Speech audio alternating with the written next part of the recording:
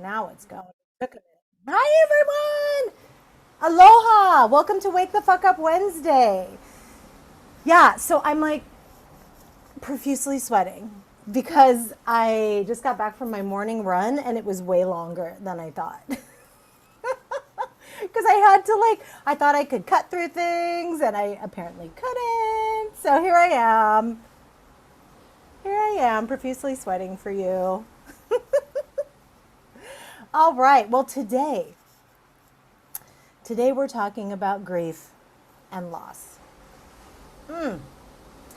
And I decided to do this topic this week because last week when we were jamming on impermanence, there were a lot of emails that came in from people saying, like, okay, I understand intellectually that,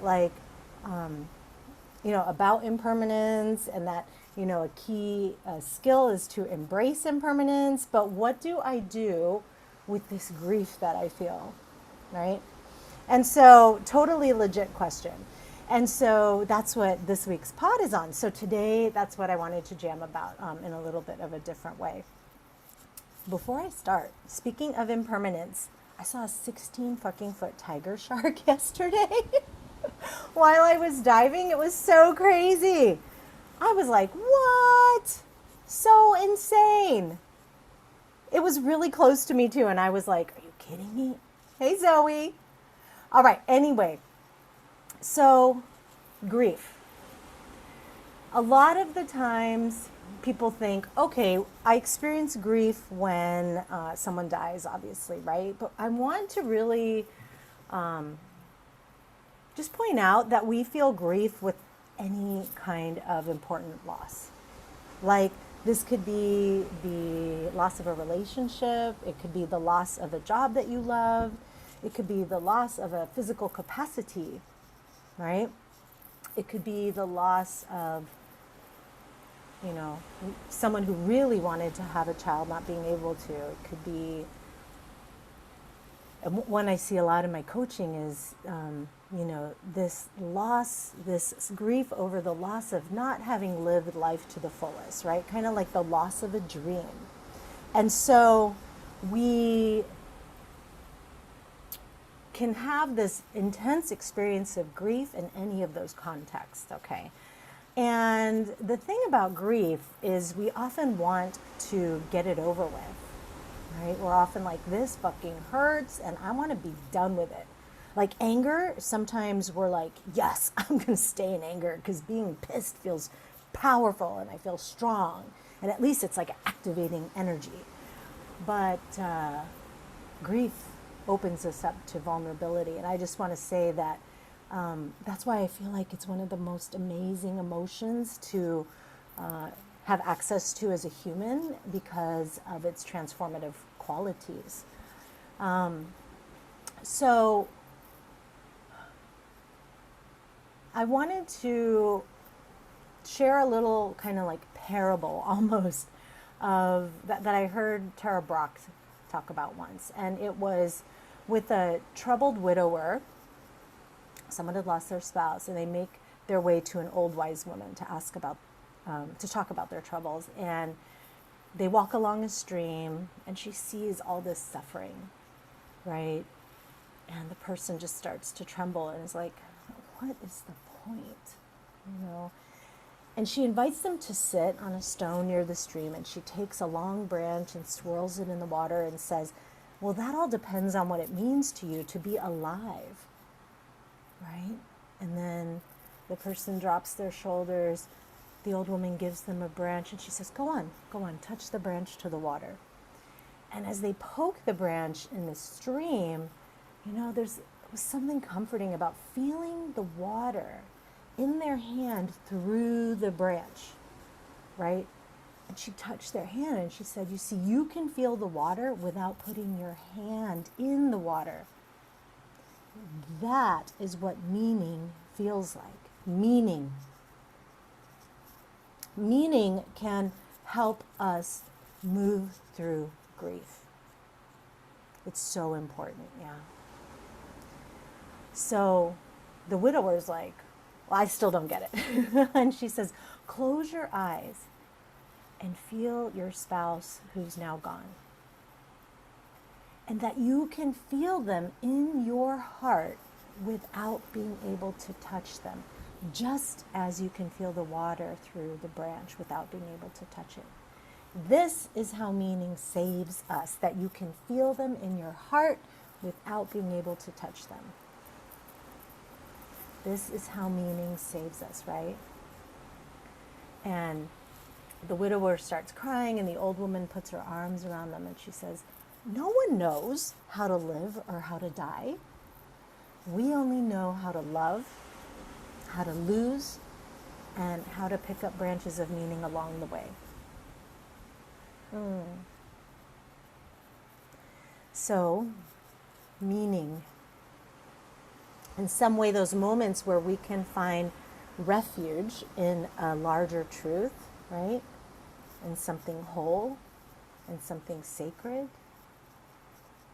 That includes awe, right? And so grief is a kind of pathway of opening to loss and discovering if there's really that opening, right? And I know that a lot of people feel like sometimes talking about this stuff calls it in. So like I had a very superstitious family, but I just want to encourage you and let you know that this shit's going to happen no matter what. And when we talk about it and can prepare for it, then we don't constantly try to hide from it, right? Like, are we available for all of the stuff that life is going to send our way? Ignoring it, going la la la la la la la, doing all that, that is not going to keep us from experiencing loss, right? Like,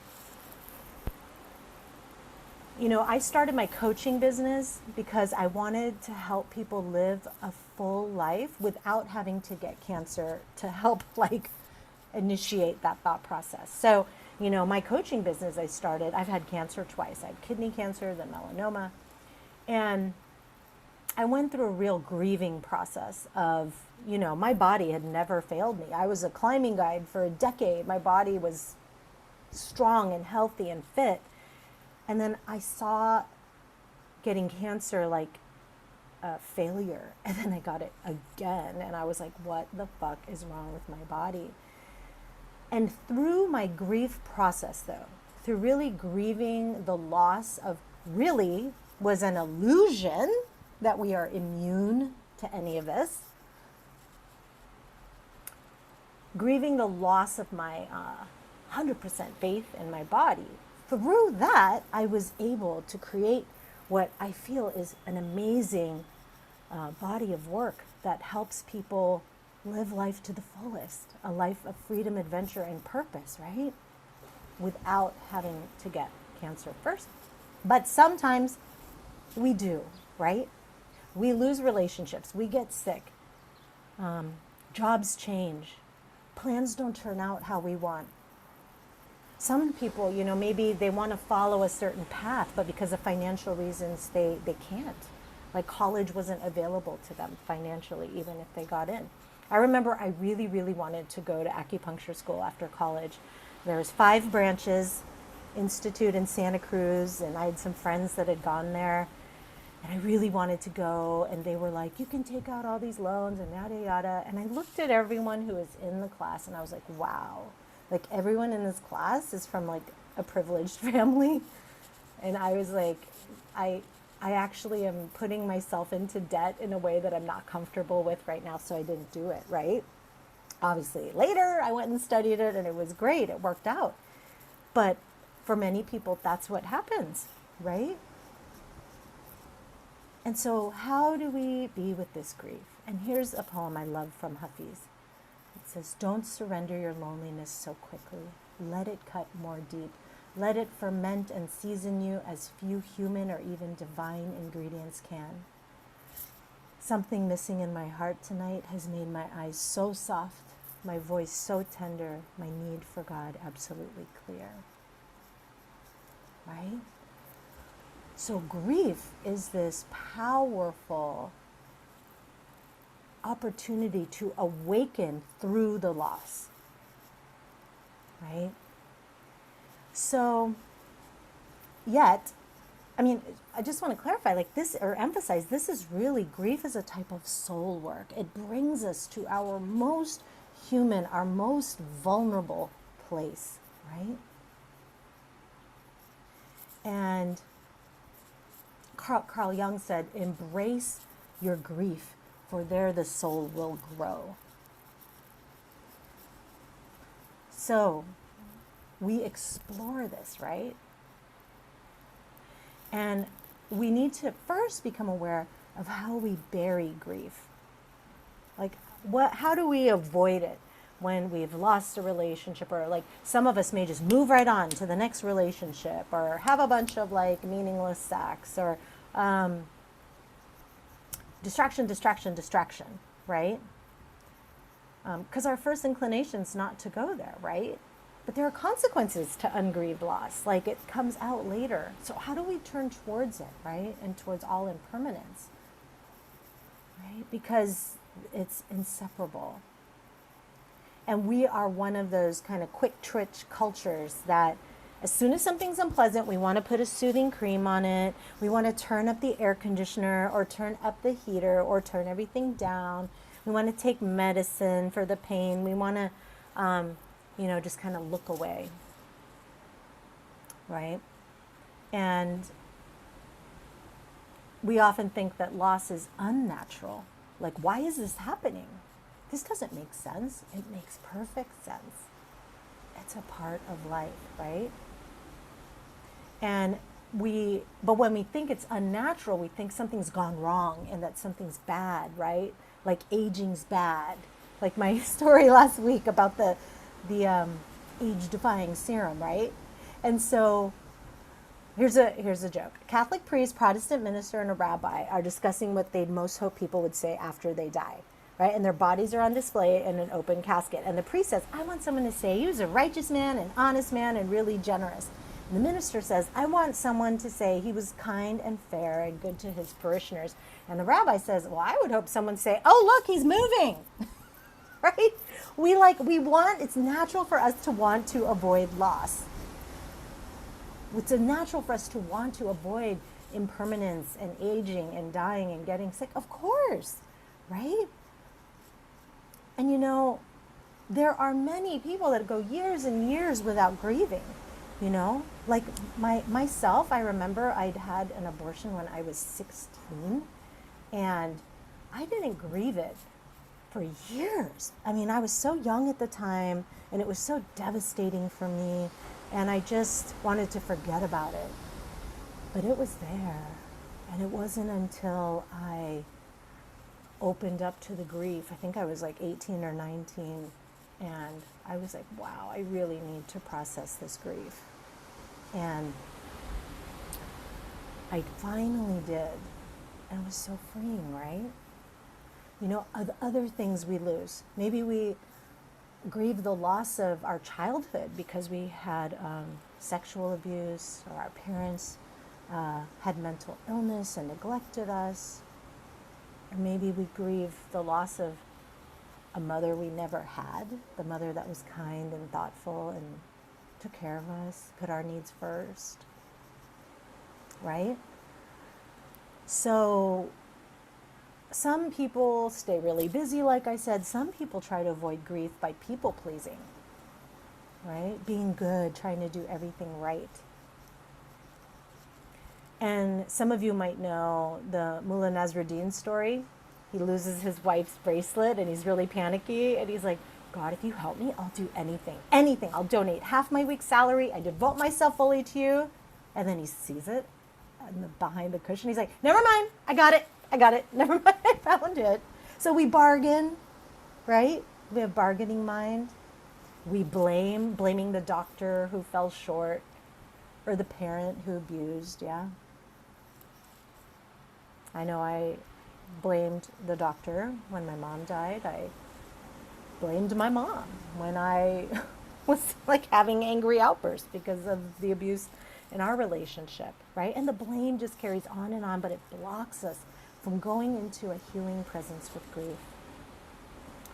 Another way we do avoid grief, stop grief, is we blame ourselves. It feels like we're grieving because of the guilt, but we actually turn on ourselves. And I'm thinking right now of a patient I knew in her early 70s. She was overwhelmed at work, and she was like having some cognitive decline, right? And sorry, someone keeps trying to call me. And she was really afraid about this, right? Because she really identified with her intellect. She was 70, still working full time. And I know I identify with my intelligence and my brain, right? And so, for her, like feeling so much blame on herself, like, what am I doing wrong? Why is this happening to me, right? It was the same thing when I got cancer. It was like, what did I do wrong? Did I use too much insect repellent? Did I eat wrong? Was I too stressed? What did I do wrong to cause this, right? But the bottom line is, in any of these ways, we push away our vulnerability, right? And in doing so, we really close off to a really important part of our humanity, right? And when we do that, we create this kind of stagnant eddy off to the side that then gets blocked off with logs and rocks, and it gets stagnant, right? And over time, we manifest in depression and anxiety, despair, anger, right? We get so busy managing to avoid our grief that we cover this great mystery that's open to us, right? And it creates distance between us and others.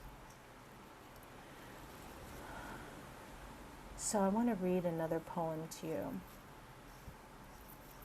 While I'm looking for this poem, I just also remember how, in the culture I've been exposed to in the West, it's not really appropriate to openly grieve, right? Like to cry in public and be very vocal and loud. And, I'm half Filipino, and in the Philippines, like at funerals, people are throwing themselves off onto the coffin, sobbing, like losing consciousness, walking. Like, I remember when my grandma died, my mom, like, kind of lost it for like 24 to 36 hours. And no one freaked out in my family. They were like, this is normal when we grieve, right?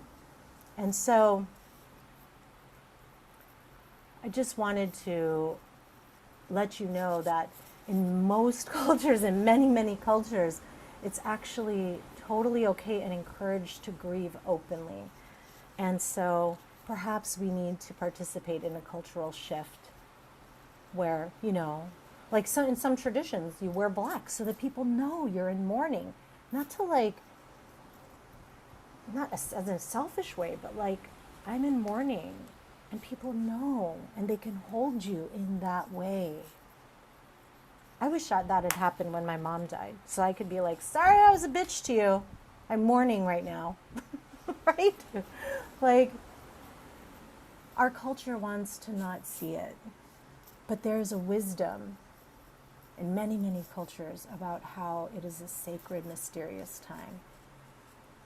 Okay, so let me go here. Oh, one of the ways, I just want to clarify, because some people can get confused and think, okay, so this means that I just dive into the grief and don't try to escape it. And I just want to say that there is a skillful means and a compassionate means whereby we can use distraction when the grief seems overwhelming. Because many episodes of grief are precipitated by traumatic events. And so there is a level of wisdom and compassion with distracting for a while until our psyche feels ready to deal with it, okay? So maybe we can go read books, go to shows, hang out with friends, go on trips, whatever it is to distract ourselves. But the key thing is to eventually open to it, okay?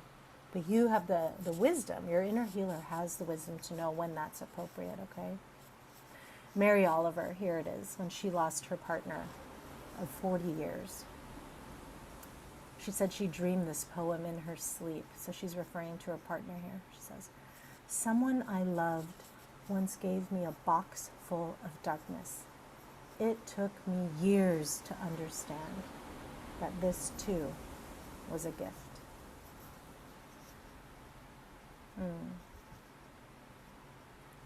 Like the branch on the water, right? We sense the love, we sense the person, we sense it, but there's not a particular form that it's hitched to. So what can help us is becoming aware of that refuge that's really formless, right? And to not do it alone. We think we have to do it alone, but we do it together. Like when my mom died, you know, we, in the Filipino Catholic culture, you say a novena every night for, I think it's like 9 nights. Maybe it's longer. I don't know. I'm so bad. I should know that. But, you know, I'm Buddhist, but here we are saying the rosary every night. And I'm like, you know, the gift in this for me right now is being literally surrounded. Like, I couldn't have moved an inch where someone wasn't next to me praying. And bringing food and talking about my mom and hugging me and watching me cry and holding me. And like, I'm like, how much of this ritual is because we need to be surrounded by people and held by them in that way? So you don't need to do it alone. Yeah.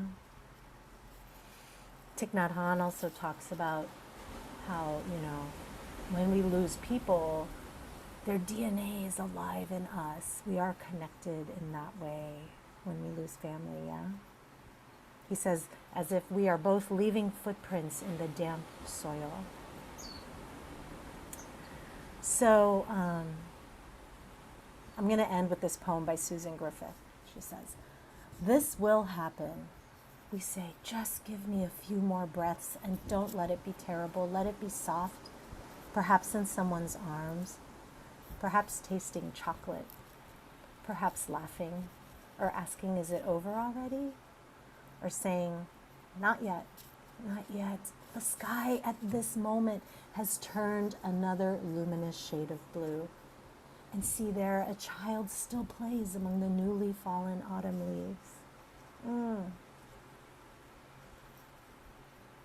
It's okay to love this life and your dreams, and to be sad when things go.